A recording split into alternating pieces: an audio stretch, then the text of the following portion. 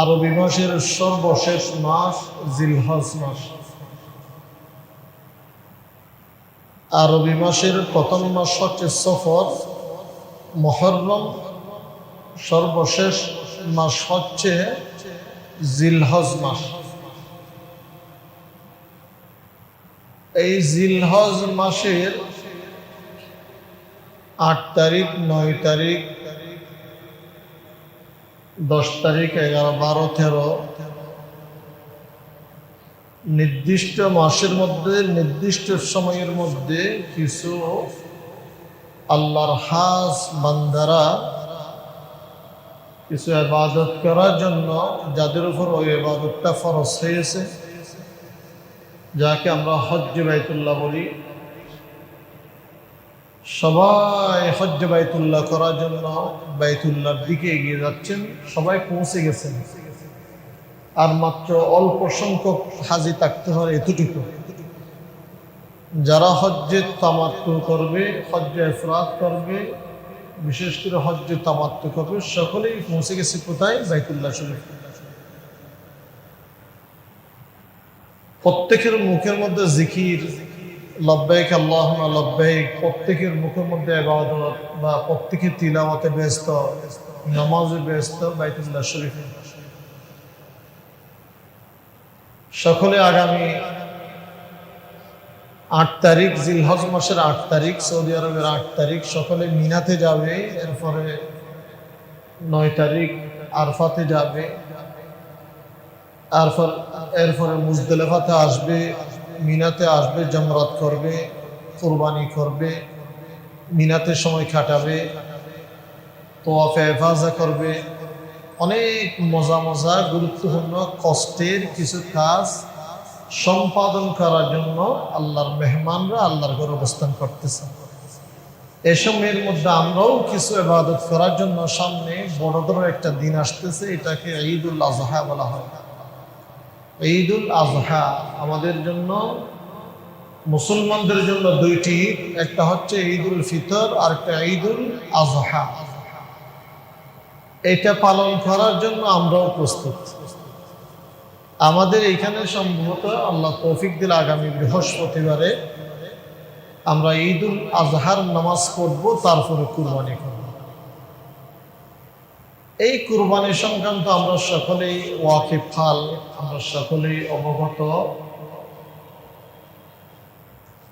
আজকে এই বিষয়ে আমাদের সংক্ষিপ্ত কিছু কথা আলোচনা করার দরকার। আসলে কুরবানি যেটা আমরা আগামী বৃহস্পতিবারে করব, কুরবানি এটা একটা হচ্ছে ইসলামের মধ্যে একটা অনেক বড় একটি ইবাদত। কুরবানি ইসলামের মধ্যে অনেক বড় একটি ইবাদতের মধ্যে বড় একটি ইবাদত হচ্ছে কুরবানি করা। এটা হচ্ছে আল্লাহর কাছে যাওয়ার জন্য, নৈকট্য লাভের জন্য অন্যতম একটা মাধ্যম। কুরবানি করা মানে আল্লাহর নৈকট্য হাসিল করার জন্য, আল্লাহর একদম কাছে যাওয়ার জন্য, মানে আল্লাহকে খুশি করার জন্য গুরুত্বপূর্ণ একটা মাধ্যম হচ্ছে কুরবানি। কুরবানি এই শব্দটা আমরা বলি কুরবানি, এটা আরবি থেকে এসেছে, কুরবুন একটা শব্দ থেকে এসেছে। কুরবুন, অফরবা, যার কুরবুনের অর্থ হচ্ছে নিকটবর্তী হওয়া। কুরবুনের অর্থ হচ্ছে নিকটবর্তী হওয়া, অর্থাৎ আল্লাহর সন্তুষ্টি। এখানে উল্লেখ করেছে আল্লাহর সন্তুষ্টি এবং আল্লাহর নৈকট্য অর্জনের উদ্দেশ্যে। আল্লাহর সন্তুষ্টি এবং আল্লাহর নৈকট্য অর্জন করার জন্য নির্দিষ্ট নিয়ম, আল্লাহর নৈকট্য বা আল্লাহর সন্তুষ্টি অর্জন করার জন্য নির্দিষ্ট নিয়মে পশু জবাই করা হয়, যেটাকে আমরা কুরবানি বলি। যে আমরা কুরবানি করব, সবাই কুরবানির জন্য প্রস্তুতি গ্রহণ করতেছে। কেন কুরবানি করব? আল্লাহকে রাজি করার জন্য, আল্লাহর নৈকট্য অর্জন করার জন্য। নির্দিষ্ট মাসের মধ্যে, নির্দিষ্ট একটা দিনের মধ্যে, শুধু একটা দিন নয়, 12 তারিখ পর্যন্ত 3 দিন কুরবানি করা যায়। 10, 11, 12 নির্দিষ্ট দিনের মধ্যে যে একটা পশু জবাই করা হয়, এটাকে কুরবানি বলা হয়। আমরা সকলে জানি। আসলে কুরবানির ইতিহাস আজকের নয়, কুরবানির ইতিহাস অনেক প্রাচীন। কুরবানির ইতিহাস অনেক আগের। এটা শুধু আমাদের জন্য নয়, এটা আগে থেকে ছিল। মানব জাতির প্রথম যুগ থেকে আল্লাহর সন্তুষ্টির জন্য কুরবানির যে একটা প্রথা, কুরবানির যে একটা ইতিহাস, এটা আগে থেকেই ছিল। কোরআন শরীফের মধ্যে আয়াত আছে, ওয়াতলু আলাইহিম নাবা আবানাই আদম বিল হক ইয ক্বাররাবা কুরবানান ফাতুকব্বিলা মিন আহাদিহিমা ওয়া লাম ইউতাকাব্বাল মিনাল আখার। লম্বা একটি আয়াত আছে। আদম আলাইহিস সালামের দুইজন সন্তান, একজন হাবিল আর একজন কাবিল। একজন হাবিল আর একজন কাবিল, আমরা সকলে জানি তাদের একটা ইতিহাস। তাদেরকে আদম আলাইহিস সালাম কুরবানি দেওয়ার জন্য তাদেরকে নির্দেশ দিয়েছিলেন। তারা দুজনেই কুরবানি দিয়েছিলেন। একজনের কুরবানি আল্লাহ কবুল করেছেন, আরেকজনের কুরবানি কবুল করেন নাই। কবুল না করার কারণে কাবিলে হাবিলকে মারার জন্য গিয়েছিল। এমনকি এক পর্যায়ে তাকে হত্যা করেছে নিজের ভাইকে। আমাদের যে মারামারির হত্যার ইতিহাসগুলো এখান থেকে শুরু। আদম আলাইহিস সালামের দুইজন সন্তান হাবিল আর কাবিল। এইখান থেকেই এই কোরআন শরীফের আয়াতের মাধ্যমে কুরবানির ইতিহাস আদি যুগ থেকেই, প্রথম থেকে এই কুরবানির ইতিহাস সূচনা এখান থেকে। এখানে আল্লাহ পাক বলেছেন, আপনি তাদেরকে আদমের 2 পুত্রের ঘটনা যথাযথভাবে শুনিয়ে দিন। আদম আলাইহিস সালামের 2 পুত্রের ঘটনা যথাযথভাবে। ওয়াতলু আলাইহিম নাবা আবানাই আদম বিল হক। যেভাবে ঘটনা ঘটছে সেভাবে অতিরিক্ত বলা যাবে না। যেভাবে ঘটনা সংঘটিত হয়েছে এর চেয়ে বেশি বলা যাবে না। নাবা আবানাই আদম বিল হক। এখানে আদমের হাবিলের কাবিলের কাহিনী বর্ণনা করতে গিয়ে নানান রকমের সাইট বের হয়েছে, উপন্যাস, নানা রকমের বর্ণনা, ইসরায়েলি রিওয়ায়াত। এটা আল্লাহর কাছে দরফাকট হবে। ওয়াতলু আলাইহিম নাবা আবানাই আদম বিল হক। যেভাবে ঘটনা সংঘটিত হয়েছে এভাবে বলো। আল্লাহ পাক বলেন, আপনি তাদেরকে আদমের 2 পুত্রের ঘটনা যথাযথভাবে শুনিয়ে দিন। যথাযথভাবে, বাস্তবে যেটা আছে এটা শুনিয়ে দিন। ওয়াতলু আলাইহিম, শুনিয়ে দিন। যখন তারা উভয় কুরবানি পেশ করছিল, অতঃপর একজনের কুরবানি কবুল করা হয়েছিল, আরেকজনের কুরবানি কবুল করা হয়নি। সূরা মাইদার মধ্যে লম্বা একটি আয়াত আছে। হত্যা করার পর তার ভাইকে কোথায় দফন করবে এটাও বুঝতে পারতেছেন। ফাবাআসাল্লাহু গুরাবান ইয়াবহাতু ফিল আরদ। একজন কাক এসে এটা কাক থেকে শিক্ষা নিয়েছিল। কাবিলে তার ভাইকে মেরে কোথায় লুকিয়ে রাখবে? তখন তো আমাদের মতো বাথরুম ছিল না। গর্দান কেটে, কল্যাণ মাথা কেটে বাথরুম রাখার সুযোগ আছে, তখন তার বাথরুম ছিল।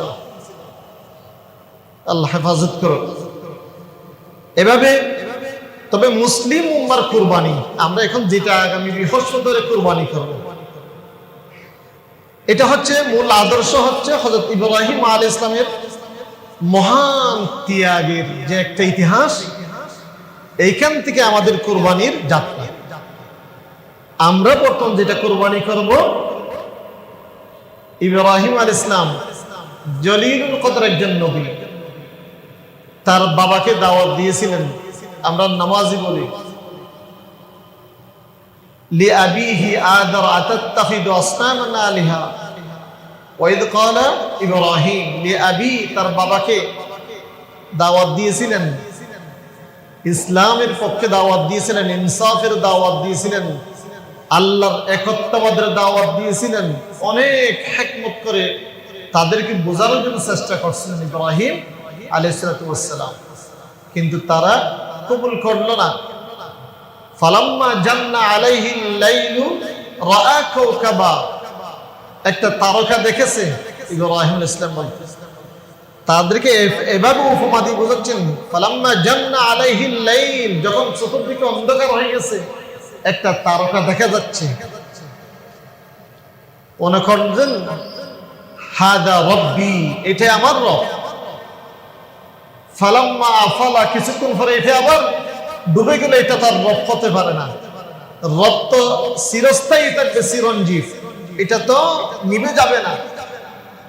এরপর আবার বুঝিয়েছেন ফালাম্মা রাআল কমরা বাযিগা, চাঁদ দেখা গিয়েছে, রাআল কমরা বাযিগা, তাদেরকে বোঝাচ্ছে মনে হয় এটাই আমার রব।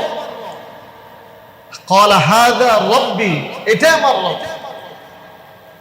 কিন্তু পরে এটাও ফালাম্মা আফালা, পরে এটাও নিভে গেল। এরপরে সূর্য উঠেছে, ফালাম্মা রাআশ শামসা বাযিগাতান ক্বালা হাযা রব্বি হাযা আকবার, মনে হয় এটাই সবচেয়ে বড় রব। সূর্য তো বড়, চাঁদের চেয়ে বড়, সূর্যের আলো বেশি, মনে হয় এই সূর্য সকালে যে উঠছে এটাই আমার রব। ক্বালা হাযা রব্বি হাযা আকবার ফালাম্মা আফালাত, ফালাম্মা আফালাত, সূর্য বিকেলে ডুবে গেছে। কিভাবে রব হয়? অনেক দাওয়াত দিলেন, মূর্তি ভাঙার আগে, মূর্তি ভাঙার পরে দুইটা ভেঙে আরেকটা ভাঙে নাই। ইব্রাহিম আলাইহিস সালাম অনেক কষ্ট করেছেন।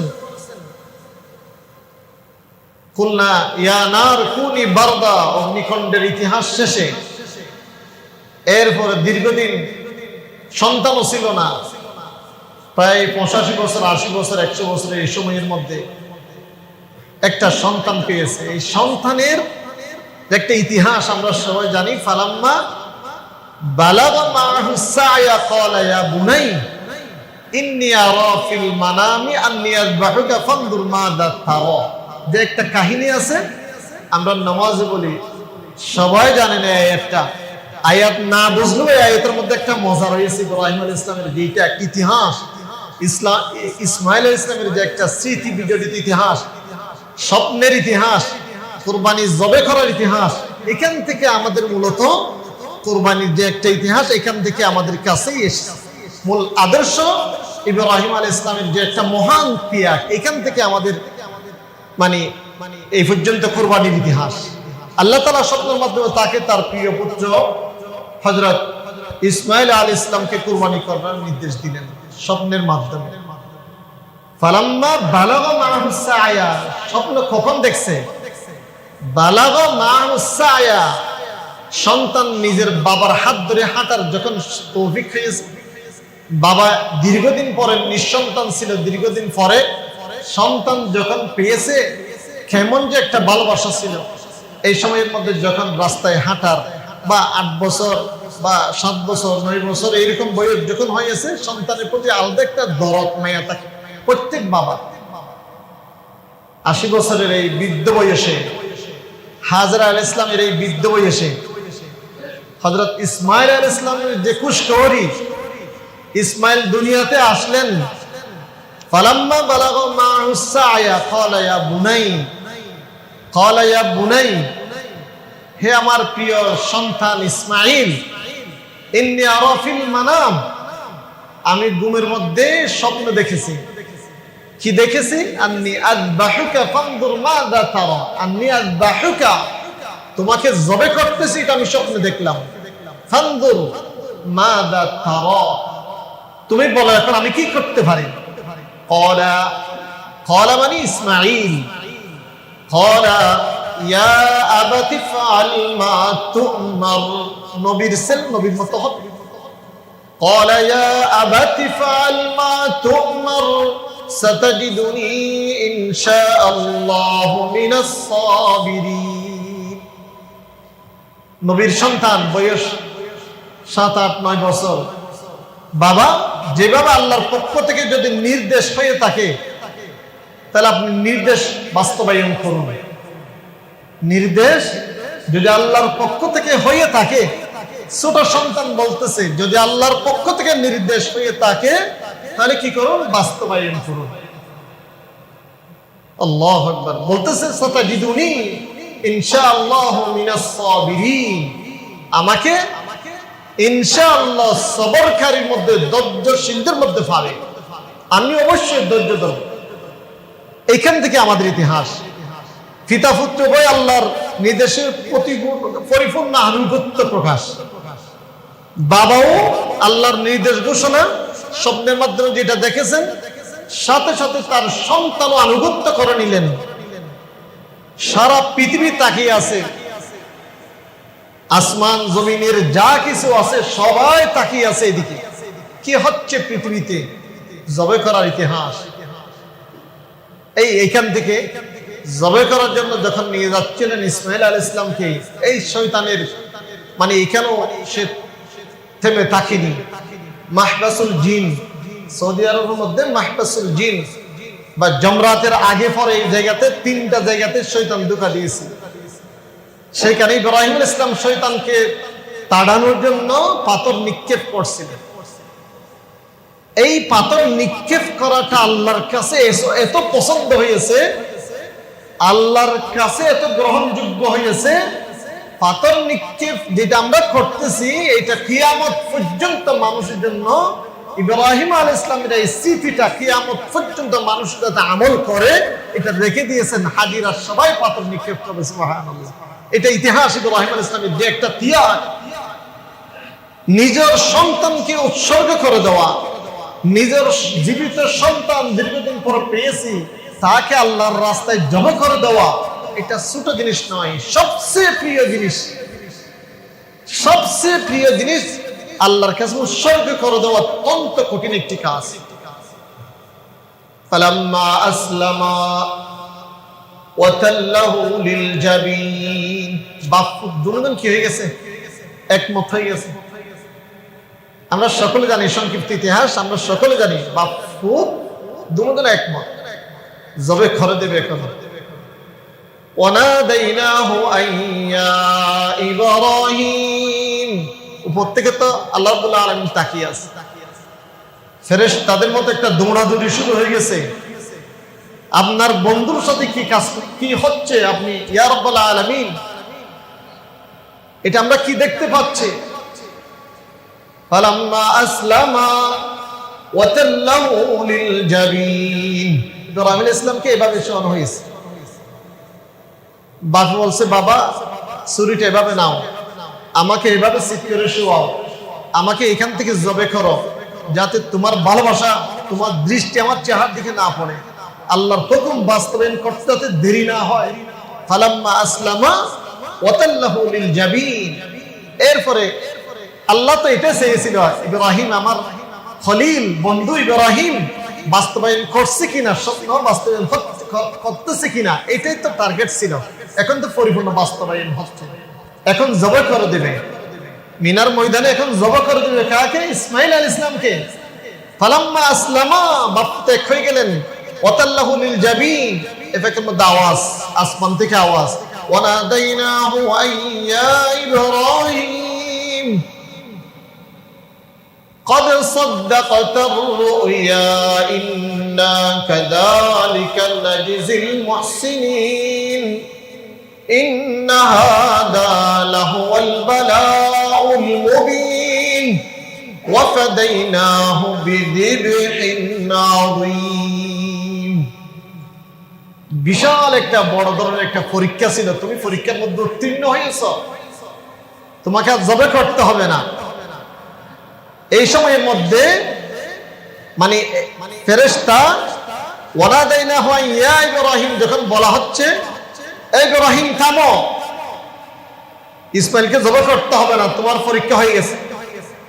ওয়ানাদাইনাহু ইয়া ইব্রাহিম, তোমার স্বপ্ন তুমি বাস্তবায়ন করেছো, বাস্তবায়িত হয়েছে, আলহামদুলিল্লাহ বাস্তবায়িত হয়ে গেছে। এবার সরাসরি জান্নাত থেকে ইব্রাহিম আলাইহিস সালামের যে একটা শোয়ানোর জায়গা রয়েছে, ওখানে ইব্রাহিম ইসলামের ইসমাইলের জায়গাতে আল্লাহর পক্ষ থেকে একটা দুম্বা সেখানে এসে গেছে। ইব্রাহিম আলাইহিস সালামের ছুরিটা কোথায় গেছে? ইসমাইলের ওখানে যায় নাই, দুম্বার মধ্যে গেছে। যার কারণে আজকে আমরা ছাগল বা দুম্বা বা উট গরু জবাই করে কুরবানি দিচ্ছি। যদি ইসমাইল জবা হয়ে যেত, ইসমাইল যদি পরিপূর্ণ জবা হয়ে যেত, আমাদের কিয়ামত পর্যন্ত আমার প্রিয় সন্তানকে জবা করার মানে একটা সিস্টেম চালু হয়ে যেত। আল্লাহ রাব্বুল আলামিনের উদ্দেশ্য তো রক্তপাত ছিল না, আল্লাহ রাব্বুল আলামিনের উদ্দেশ্য তো ইসমাইলকে জবা করা ছিল না, ইব্রাহিম আলাইহিস সালামকে পরীক্ষা করার উদ্দেশ্য ছিল। পরীক্ষার মধ্যে পরিপূর্ণ যাকে বেশি মহব্বত করেন তাকে বড় ধরনের পরীক্ষা করেন। ইব্রাহিম আলাইহিস সালাম পরীক্ষার মধ্যে উত্তীর্ণ হয়েছে। ইন্না হাযা লাহুল বালাউল মুবিন ওয়া ফাদাইনাহু বিযিবহিন আযীম। এই কুরবানি যেটা আমরা করব, এইটার ইতিহাস এখান থেকে আমরা ইব্রাহিম আলাইহিস সালামের যে ইতিহাস, এখান থেকে কুরবানির বা বিস্তারিত কাহিনী, এখান থেকে কুরবানির সূচনা। আমাদের যে একটা ইব্রাহিম আলাইহিস সালামের আত্মত্যাগ, ইব্রাহিম আলাইহিস সালামের বা ইসমাইল আলাইহিস সালামের যে একটা ত্যাগ ভালোবাসা, এখান থেকে কুরবানির সূচনা। সুতরাং কুরবানি করার গুরুত্ব রয়েছে, কুরবানি করার গুরুত্ব রয়েছে। আল্লাহ তাআলা পবিত্র কোরআনে ইরশাদ করেছেন, ইন্না আতাইনাকাল কাউসার ফাসাল্লি লিরাব্বিক ওয়ানহার। আমরা সবাই জানি ফাসাল্লি নামাজ আদায় করুন, আপনার রবের জন্য নামাজ আদায় করুন, ওয়ানহার কুরবানি করুন, ওয়ানহার কুরবানি করুন। এই আয়াত দ্বারা তো বোঝা যাচ্ছে কুরবানি অবশ্যই করতে হবে। সালাত আদায় করতে বলছে, কুরবানি করতে বলছে। এই আয়াত থেকে আমরা বুঝতে পারি নামাজের মতো কুরবানি একটা গুরুত্বপূর্ণ ফরজ। ফাসাল্লি লিরাব্বিকা ওয়ানহার। আমরা তো আবার কুরবানির দিন ফজর নামাজও পড়ি না, আগে নামাজ পড়তে হবে তারপরে কুরবানি। নামাজ না পড়ে কুরবানি হবে? নামাজ না পড়লে কুরবানি হবে না। তো অনেকে লাগাতার নামাজ করতেও পড়ে না, আর জুমার দিন একটু পড়ে, ঈদের দিন ফজরের নামাজও পড়ে না।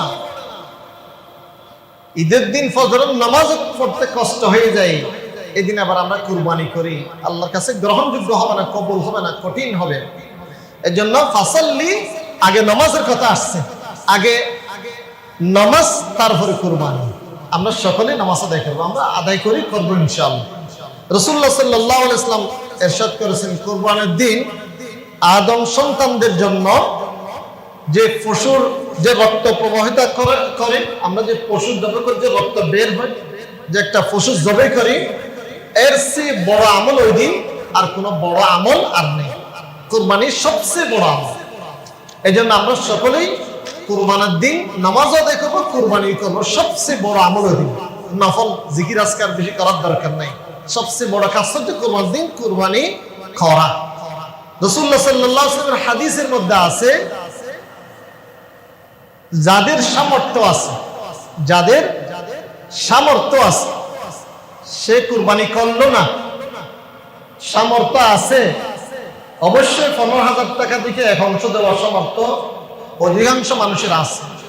একটা বিয়ের মধ্যে গিফট করলে তো 10,000 টাকা চলে যায়, একটা নিজের শালীর বিয়ের মধ্যে গেলে তো 20,000 টাকা 25,000 টাকা একটা গিফট করতে হয়।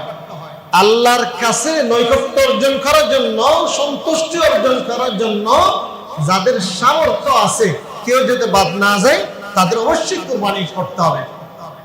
যদি কুরবানি, রাসূলুল্লাহ সাল্লাল্লাহু আলাইহি ওয়াসাল্লাম হাদিসের মধ্যে আছে, সামর্থ্য থাকার পরও সে যদি কুরবানি না করে, তাহলে সে আমার ঈদগাহের দিকেও যাতে মানে নিকটবর্তী যাতে না হয়, ঈদগাহের দিকে যাতে সে না যায়।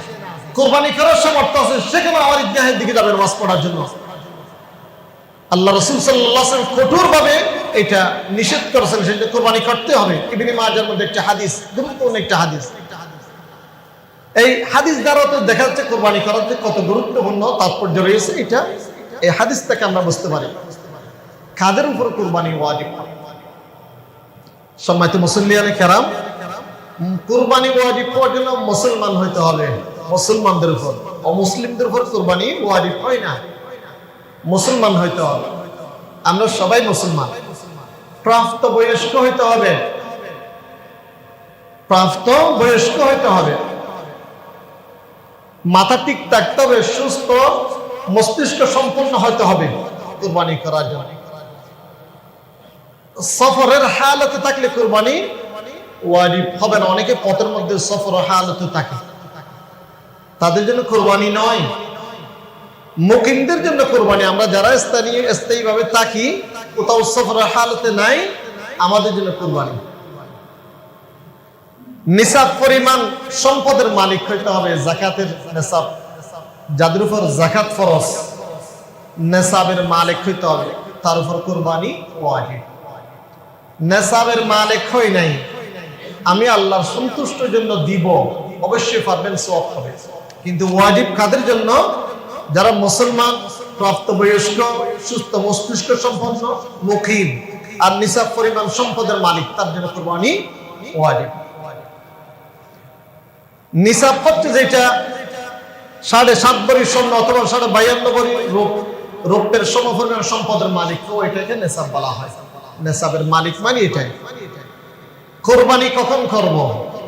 কুরবানি নির্ধারিত সময় হচ্ছে জিলহজের 10 তারিখ, আজকে 4 তারিখ। আগামী বৃহস্পতিবার আমাদের এখানে জিলহজের 10 তারিখ হবে, আগামী বৃহস্পতিবার। 10 জিলহজ ঈদের নামাজের পর থেকে, ঈদের নামাজের আগে নয়, আবার ঈদের নামাজের পর থেকে 12 জিলহজের সূর্য অস্ত পর্যন্ত 3 দিন। প্রথম দিন করতে পারি না, দ্বিতীয় দিনও পারবেন, 11 তারিখ, 12 তারিখেও পারবেন। কতক্ষণ পর্যন্ত? সূর্য অস্ত যাওয়া পর্যন্ত 3 দিন সহ কুরবানি করার একই সওয়াব পাবেন। রাসূলুল্লাহ সাল্লাল্লাহু আলাইহি ওয়াসাল্লাম ইরশাদ করেছেন, যে ব্যক্তি ঈদের নামাজের আগে পশু জবাই করে, মানে ঈদের নামাজ পড়ে না, যে এরকম তো কিছু আছে যারা মানে জবাই করে, তারা তো ওই সময়টা ঘুষায়। ঈদের নামাজও খুব বর্ষবার সময় পায় না, তাড়াতাড়ি গরু জবাই করে দেয়, ঈদের নামাজও পরিপূর্ণ হয় নাই। ঈদের নামাজের আগে যারা পশু জবাই করবে, হাদিসের মধ্যে আসে, নবীজি সাল্লাল্লাহু আলাইহি ওয়াসাল্লাম, এটা বুখারী শরীফের হাদিসের মধ্যে আছে, এটা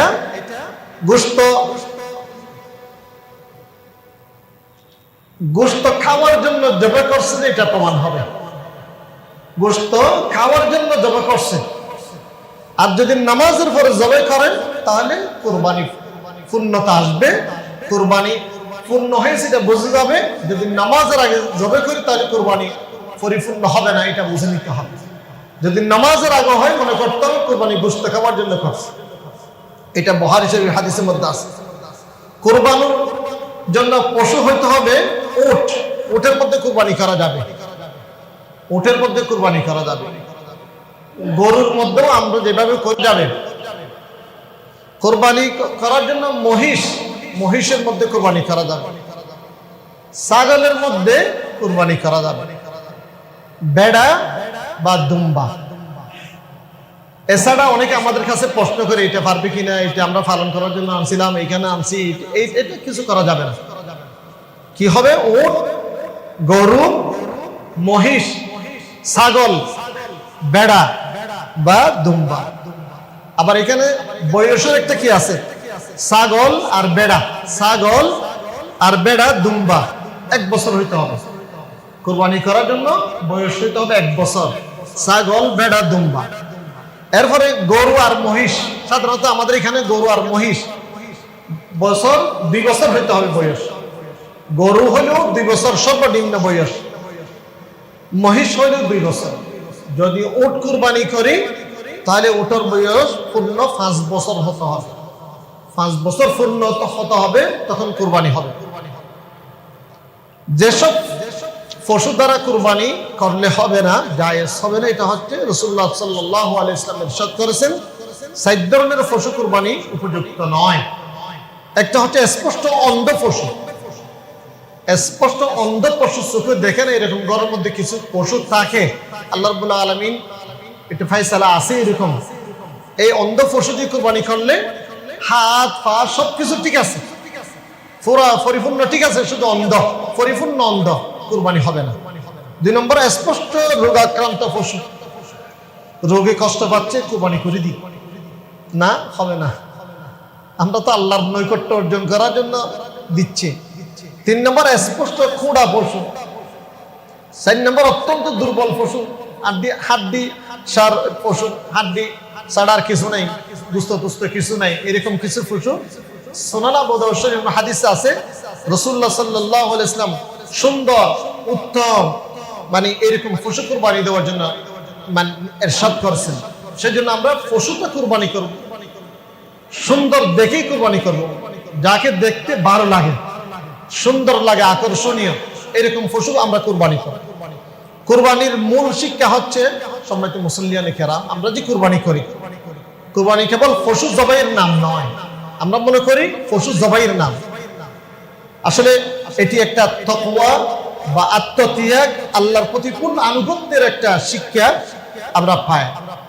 আল্লাহ রাব্বুল আলামিন ইরশাদ করেন, লা ইয়ানালাল্লাহু লুহুমুহা ওয়ালা দিমাউহা ওয়ালাকিন ইয়ানালুহুত তাকওয়া মিনকুম। আল্লাহ তো রক্ত চাই না, আল্লাহর উদ্দেশ্য তো গোশত না, আল্লাহর উদ্দেশ্য আমাদের তাকওয়া।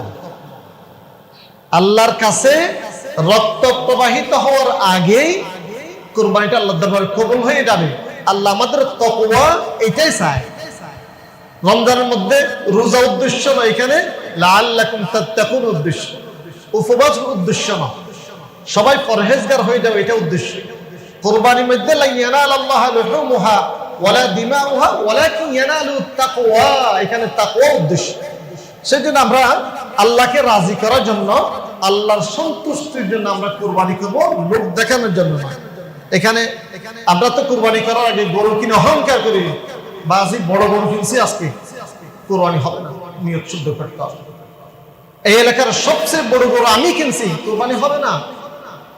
বড় গরু কিনেন, সুন্দর কিনেন, সামর্থ্য আলোকে কিনেন, একমাত্র লক্ষ্য উদ্দেশ্য আল্লাহকে রাজি করার জন্য। ডুল তাবলা বাজি বাজিয়ে রাস্তাঘাট থেকে আনন্দ ফুর্তি করে মিছিল করে গরু নেওয়াটা সম্পূর্ণ অবৈধ, এটা কুরবানি হবে না। সেজন্য মুসল্লিয়ানে কেরাম আপনাদেরকে বিনীত অনুরোধ করব, আমাদের কুরবানিটা 2 লক্ষ, 5 লক্ষ, 8 লক্ষ, 10 লক্ষ টাকা দিয়ে আমরা কুরবানি করব, আল্লাহর কাছে যাতে কুরবানিটা কবুল হয়, আল্লাহর কাছে যাতে কুরবানি কবুল হয়, এটাই আমরা খেয়াল করবো ইনশাআল্লাহ। আমরা মানুষকে দেখানোর জন্য নয়। আর এখানে আমরা কুরবানি করব একমাত্র আল্লাহকে রাজি করার জন্য, কোনো বান্দাকে দেখানোর জন্য নয়। কুরবানির সময় গোশত বন্টন করতে হয়, আমরা সকলেই প্রত্যেকে নিজের অংশের মধ্যে কুরবানির গোশতকে 3 ভাগে করবো, এটা উত্তম, ফরজ নয়, উত্তম। 1 ভাগ নিজের জন্য রেখে দিব, জায়েজ হালাল। আরেকবার আত্মীয় স্বজন এবং প্রতিবেশী তাদেরকে দিব, আরেকটা ভাগ গরিব অসহায় মিসকিন যারা আছে তাদের জন্য তকসিম করে দিব। আমরা সব রেখে দিয়ে খাবো না। আগেকার যুগে শুধুমাত্র কুরবানি গোশত 3 দিন পর্যন্ত রাখা যেত, 10 তারিখ, 11, 12 তারিখ পর্যন্ত কুরবানি গোশত রাখা যেত, এরপরে কুরবানি গোশত আর রাখা যেত না। এরপরে দীর্ঘ হাদিস আছে, এটা পরে এটা রহিত করা হয়েছে, হাদিসটা মনসুখ করা হয়েছে, রাখা যাবে, কিন্তু আমার নিজের পক্ষ থেকে রাখবো, আমার সব কুরবানি গোশত নিজে রেখে দিব না, আত্মীয় স্বজনকে দিব, গরিবকে দিব, 3 ভাগে বন্টন করে আমরা কুরবানি গোশত তকসিম করবো ইনশাআল্লাহ। কুরবানির দিন সুন্নাত, আমি কুরবানি করব, আমার কুরবানিটা আমি নিজে করব। ছুরি দেওয়ার সময়, জবাই করার সময় আমি নিজে শরীর থাকবে। আমরা তো একটা হুজুরের জন্য পাগল হয়ে যাই, হুজুরের জন্য কেন পাগল হব? হুজুরকে 500 টাকা দিতে হয়, কোনো দরকার নাই। আবার আমি হুজুরদের আঘাত করতেছি না, হুজুরকে দিয়ে কেন করাবো? আমি নিজে কুরবানি করতেছি, আমি জবাই করবো, এটা সুন্নাত, আমার কাছে আমি করব। আমরা 3 জন মিলে করতেছি, 3 জনের শরীক থাকবে, বিসমিল্লাহ আল্লাহু আকবার বলে জবাই করব। এখানে আবার কাগজের মধ্যে কতজন শরীক আছে এটা নিয়ত করি, নিয়ত আল্লাহর কাছে হয়ে গেছে, কয়জন করছেন এটা আবার সেখানে কাগজ পড়ে জবাই করতে হবে না। আমরা কুরবানি করতেছি আল্লাহকে রাজি করার জন্য। কত অংশ দিচ্ছে? একটা গরুর মধ্যে 7 ভাগ। গরু একটা গরুর মধ্যে 1 ভাগও দিতে পারবেন। আমার সামর্থ্য আছে আমি একটা গরুর মধ্যে 1 ভাগ দিব, আমার সামর্থ্য আছে আমি আমার স্বামী স্ত্রী 2 জন মিলে একটা গরু, 2 ভাগ হয়ে যাবে, কুরবানি হবে। আমরা 3 জন মিলে একটা গরু, 4 জন মিলে একটা গরু, 5 জন মিলে একটা গরু, 6 জন মিলে একটা গরু, 7 জন মিলে একটা গরু, আমরা সর্বোচ্চ 7 জন দিতে পারবো গরুর মধ্যে, মহিষের মধ্যে। এভাবে আমরা কুরবানিটা সম্পন্ন করবো ইনশাআল্লাহ। নিজের কুরবানি নিজেরই করবো। গরুর প্রতি একটু দয়া রাখবো, ভালোবাসা রাখবো। কুরবানির জন্তু এটার প্রতি দরদ থাকতে হবে, ভালোবাসা থাকতে হবে। প্রত্যেকের কুরবানিকে আল্লাহ রাব্বুল আলামিন কবুল করুক। এরপরে কুরবানি করার পরে পরিষ্কার পরিচ্ছন্নতা ইমানের অঙ্গ। আন-নাযাফাতু মিনাল ঈমান, পরিষ্কারটা ইমানের সাথে সম্পর্ক। আমরা এখানে গরুর ময়লা পথপথে রাখবো না। ময়লা, রক্ত বা বডি যেটা এগুলো আছে, গন্ধ যেগুলো হয়, এগুলো আমরা সরাই ফেলবো। পৌরসভাকে সহযোগিতা করবো। নিজে পৌরসভা আসুক না আসুক, নিজের পক্ষ থেকে পরিষ্কার করে নিন। এলাকাতে যাতে দুর্গন্ধ না হয়, এলাকাতে যাতে ময়লা না হয়, বিষাক্ত এই গরমের মধ্যে আরো গন্ধ বের হবে, সহ্য করতে পারবেন না, এরকম যাতে না হয়। আর নাযাফাতু মিনাল ঈমান। আমরা সকলেই আগামী বৃহস্পতিবার ইনশাআল্লাহ সুন্দরভাবে কুরবানি করব, মন মতো কুরবানি করব। আমাদের কুরবানি যাতে আল্লাহ রাব্বুল আলামিন কবুল করেন, আমরা সকলেই প্রস্তুতি পরিপূর্ণ নিয়ে নেব ইনশাআল্লাহ। একমাত্র আমাদের কুরবানিটা আল্লাহকে রাজি করার জন্য যাতে হয়। ওয়া আখিরু দাওয়ানা আলহামদুলিল্লাহি রাব্বিল আলামিন।